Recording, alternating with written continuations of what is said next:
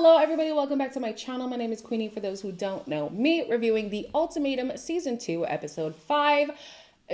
I was gonna say the whole intro that I go through, but I need to quickly talk about Antonio.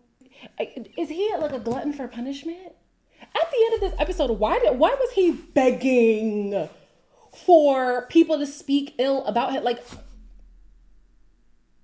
I don't know, to me that was kind of weird, but before I get into it, please make sure to like this video, subscribe and hit the bell, and leave a comment down below. The episode starts with Alex meeting Roxanne's parents, and you know, if I'm reading this correctly, I'm starting to see why Roxanne resonates with Alex's parents' marriage more than her own parents. Where's Alex? Where's your husband? Where's your husband? Oh, he's watching TV in front of the football game. That's disrespectful. Phone Turn down. the TV off. Yeah, you're like in a daze someplace else. Yeah. You better not be in a daze when we come and see you or you come see us. She's very independent. Can you handle that? Very independent, yes. I think so. I like that you're independent. Do you open the door for her? Do you pull the chair out for her? Do you, all those things? I think so. I do. Not all the time. When I'm hearing Roxanne's parents share the things that made their own relationship last long, they strike me as a traditional married couple. Whereas Alex's family, they're more of a modern family, and that's more of the kind of marriage she would like to emulate. As she talks about the things that she would want Alex to do in their relationship, she does have traditional aspects of her, but I think for the most part, she would want to more so resemble his family structure, right? In this, I was kind of starting to see the pitfalls of Alex in terms of him saying things that just aren't true. Whenever he talks about Kat, you barely believe that he likes her. When he's talking about Roxanne, he isn't really a chivalrous guy and all that. So like all around, Alex is just not a catch. Alex is not a catch whatsoever. Catherine, is her name Catherine? I'm gonna just call her Catherine. Catherine or Katrina, whatever your name is. And Roxanne, throw Alex in the bin. Trey meets Ryan's brother and his girlfriend. A part of me was wondering, where are the parents? Do they come in later? If they do, I'll take it back. But then I was like, well, where are the parents? Do y'all not have like a fear in the back of your head? Like, what if they fall in love with this other person? I mean, I feel like that was my biggest fear coming into this. Y'all been together for 7 years. That's a hard thing just to say, you know, if me and James don't work out, it's whatever. Because that's like been your life. I feel weird doing this anyways, that I should have to give someone an ultimatum to marry me because they should want to marry me. That's hurtful. Do you like it better? I'm like fully invested at this point. How could you not? I mean, Ryan's like perfect. How could you not choose Ryan? Yeah. For me, what stuck out in this conversation was more of how James was not doing a good enough job rather than them vetting Trey on why he would be compatible for Ryan. So the one-sidedness of their relationship is starting to show, right? I think that Trey was trying to say, like, there are these deficits in my relationship, but I see them in this relationship and blah, blah, blah, blah. Like, he wants to be with her. No doubt. Ryan wants to be with James, but she wants James to be more like Trey. So yeah, that is an interesting one because James has his own things that he's dealing with that we're going to talk about later. I don't know if Ryan, okay, so my impression of Ryan coming into this process was that she was going to be timid. And it's not that she is timid, but she's definitely more reserved in terms of not wanting to allow herself to be fully immersed in this process. She's an open person. She is receptive to Trey's, you know, affection and all that stuff. But is she going to give him anything in return? No. The boyfriends meet up. There's clearly tension in the room. They're not trying to quell it at all. Ryan, we have everything like the same. So I'm seeing, like I said, like literally two opposite ends of the spectrum. I know you opened up with Ryan, and same for her. They say that she opens up with me the most. Raya started asking me why I felt uncomfortable like holding her hand, or why I didn't want to go out of the way to hold her hand or give her hugs. A full experience out of a marriage is like sex. It's waking up to each other naked. Raya said she was open to it. My jaw was on the floor when James was basically saying, your woman wants me heavy. What are you going to do about that? Wow. Like, he's basically saying, if it were up to me, I would have banged your woman long time. Guys. Yeah,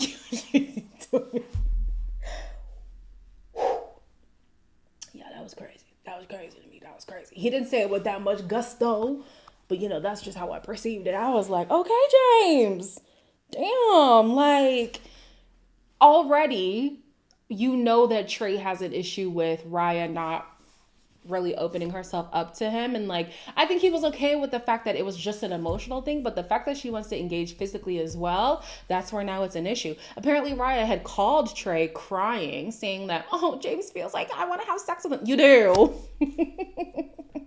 Because you do. They're just trying to get ahead of the narrative. This is like the Ultimatum, the queer love version, where I forget their names, but the small petite girl who was with the blonde, the tall blonde woman, where she had called her partner saying like, oh my God, I feel so guilty because things got physical and stuff like that. Don't act like you're not a willing participant in this situation. And if you weren't, then a conversation needs to be had. But as we know, you were a willing participant. And Raya, you willingly were. If the man had engaged with your advances, we would not be having this conversation. Then you have the girlfriends meet, and yeah, I'm convinced that Roxanne pities her partner. He's got all these like theories from YouTube. Oh my God, they saw UFOs and they move like this and then they're like this. I like get tired of, I'm not a conspiracy theorist. Yeah. And he's really big, as you have noticed. He wanted him to be more thoughtful. I'm like, I feel like you're like a natural at this. He's definitely doing everything for you. Well, for me, it's more just he lacks planning ahead skills. Yeah. Which I really need. Anyways, I'm trying to like not shit talk. So open to hooking up. I was open to holding hand. So is Alex open? I think he's totally open. Why would you say that? I also feel like, is it an ego trip with Roxanne being with Antonio? Because it almost feels like she gets a kick out of being with somebody who needs her. It seems like without Roxanne, Antonio wouldn't have much structure in life. I wonder if she was there when he was going through his stint of being high all the time and whatever, and she brought him out of it. Maybe, I don't know. But yeah, there's this element of like, he's beneath me, and I'm aware of that. And as of right now, it works for us as long as I'm not married to him, because who's trying to be married to that? Like, it's a weird dynamic that they have. Again, then Antonio talks and I'm like, yes, I understand why you wouldn't want to be married to him. But yeah, I wonder, this was just a wonder, if there's an ego trip a little bit with Roxanne. Alex is now talking about Roxanne, and he feels like she might be too much of a boss bee. Being that strong-willed can be overbearing. You're It's very also- strong-willed, though. I feel like that's Yes, probably I am. why it's very tiring. Yeah. Yeah. Rapid firing, like, her emotions out in an email. And I'll be like, stop. You're And take reading me- her work emails? I can't imagine how that comes up in conversation. She's like, I think whenever I see marriage, I see two people that's self-driven. There's a lot of truth to the fact that I was not driven. There's a lot of truth to that. The emotional thing is so powerful and so hard to overcome. I think physical, a lot of emotion is locked behind physical. But are y'all even At least giving for it? me. Well, shout out to Antonio for the self-reflection. But also in that self-reflection, I'm like, yeah, I understand why Roxanne doesn't want to be married to you. Like, I'm sorry. He kind of seems like a schlub. Kind of seems like a schlub. Like, I'm glad that he's very introspective. That's so good. But what are we going to do about it? You can acknowledge all you want, but what are the steps you're going to take to elevate yourself? And you got to do that for yourself. You can't be dependent on your partner to elevate you. You got to find that drive within yourself. And he acknowledges, listen, I'm selfish. I lack the drive. I haven't really got the ambition that she's looking for. Like, okay, so then what? What is the plan? I don't know. I 100% understand Roxanne's hesitation to want to be tied to this person, hypothetically forever, because we know modern day marriages don't really last that long anymore. So yeah, and then Alex. At the beginning of the season, I had felt like Alex has some resentment towards Kat because he basically gave up his life to chase her dreams. I feel like that's real. It's like by force or by fire, he's going to escape this relationship. And it's like, in this environment, at least it's consensual. They both agreed to come here. And it was actually her who brought him here. But I think this is like his gateway of eventually leaving her. But he needed to like soft launch his exit, you know? That's how I feel. Now, all of a sudden, in a matter of a few days, Ryan went from fiending for a peening from James to basically being like, oh, no, I don't want anything to do with him. I didn't tell James that he had any boundaries. He's like a grown man. He can make his own decisions, you know? So my conclusion was I was going to hold my hand in the shower and I was going to hug myself in the shower. In the end, like, you know, clearly see how much he loves you. James really isn't open to the experience at all. Because I feel like Trey's fully into this. Yeah. Can you see yourself running off with Trey? He's a really nice guy. And I think he's going to make a great husband one day. It is very clear that both James and Ryan want to be with each other. James and Ryan want to be with each other. They're really not going to put in an effort when it comes to, not a full effort. They are trying, but not a full effort when it comes to these trial marriages.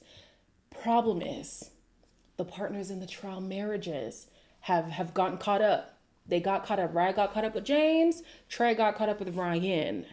And so now they're in this awkward dynamic where it's like, I want you, but you want your partner. And so I have to reconcile maybe being like, okay, well, I don't want you. No, I don't want you. We know you do. Like, we know you want the person you're in a trial marriage with, but your trial marriage partner wants to get back with their original partner. I think it's best to cut your losses. That is my opinion. Clearly, it's also James's opinion. Because James is talking to Trey saying, listen, Raya, find yourself a new woman. She really doesn't like to compromise in any argument. Raya sounds like she is not in a position to get married right now. Don't stray outside of what you want. Y'all been in a 7-year relationship. What was holding you back? Why the hell is she here? I want her to know all of me. I did go through a lot in my childhood. There's things that I haven't told Raya. There's things that I haven't told anybody at all, ever. And they're bad. Now, James, I'm looking at you sideways because how can you tell somebody that their partner has too many issues and that he, Trey, should cut his losses and find somebody else if he really wants marriage, when you yourself, James, have whatever demons that you're battling with, whatever skeletons are hiding in the closet that you cannot share with either your trial marriage or the person you came to this experiment with?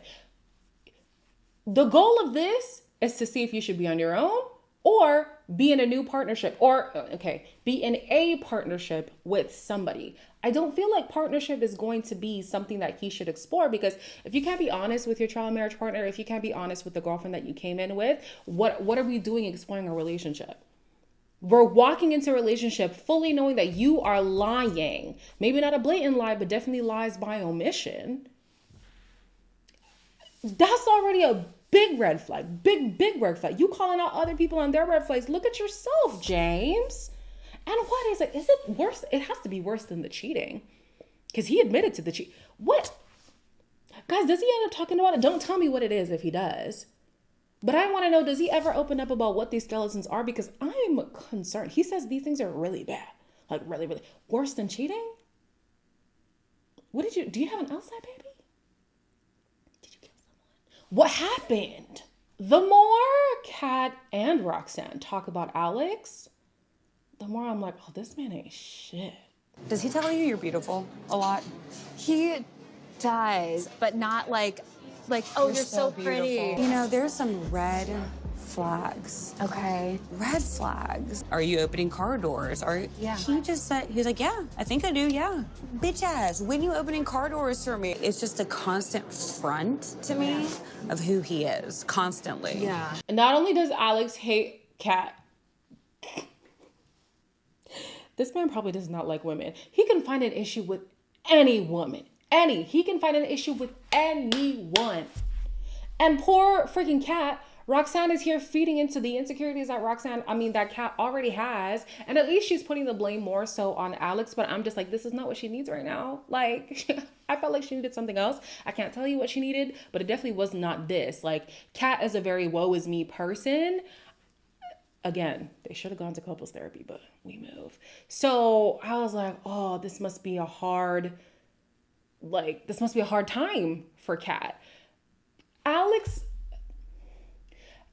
to me reminds me of those men on the internet who clearly don't like women. And that's not to say that they aren't sexually attracted to us. It's like when they talk about us, it's as if we're beneath them. And not beneath them in the way of I'm the head of the household, I'm the leader, whatever. It's beneath them as in like, you ain't nothing without me. And it hurts to watch and hear him speak about Kat the way that he does. And now he's added Roxanne to the list. Like, it just, if you don't want to be with us, like, don't be with us. Like, you ain't got to be with a woman. That's not to say you got to be with anybody else, but like, you could be on your own. If you are comfortable with your own company, just be by yourself. Why be with somebody and then make them feel like everything is wrong with them and nothing is wrong with you? It's the weirdest thing. And so Roxanne was saying that in the sector she works in, she deals with a lot of women. And so she comes across many women who put up with men like Alex, and she does not want that for Kat. I don't want that for Kat. 1000% I don't want that for Kat. And then you had the similar thing happen to Antonio talking to Alex, who was feeding into all of his insecurities. Are you here to continue in a relationship with Kat? Are you here to break up with Kat? Or are you here to leave with Roxanne? None of the above. Okay, you have to do one of the three. She kind of is mean, is the easy way to say it. She doesn't respect you. You think she doesn't respect me? I think she trusts you. You think she respects you? I don't know. Would be nowhere, is gonna be this big loser, isn't gonna get things done.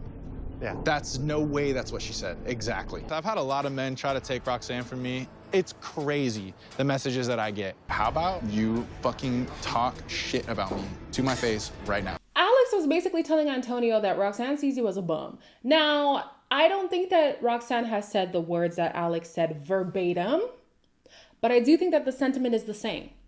I do. And so on the one hand, I have to commend Antonio being able to recognize that there are things that he can improve on 1000% in life. However, he doesn't seem like the kind of guy who is going to make a plan to then better himself, knowing where his pitfalls are now. And so at the end of this conversation, he's like, I want you to tell me all the bad things about me. Go ahead, rip me apart. Why? What does that do for you? What does that do for anyone? Like, I was so confused. I was hella confused. I'm just like, you need to have some self-respect, sir. You need to have, because the man was already talking trash about you before you gave him permission. But then furthermore, you're then going to say, make it worse. Antonio, boy, you scare me, child. Wow. I hope this process gets better for him, because right now, Kat and Antonio, it's looking sad. Real sad. What can you do? As always, please make sure to like, comment, share, and subscribe. And I'll see you guys in the next one.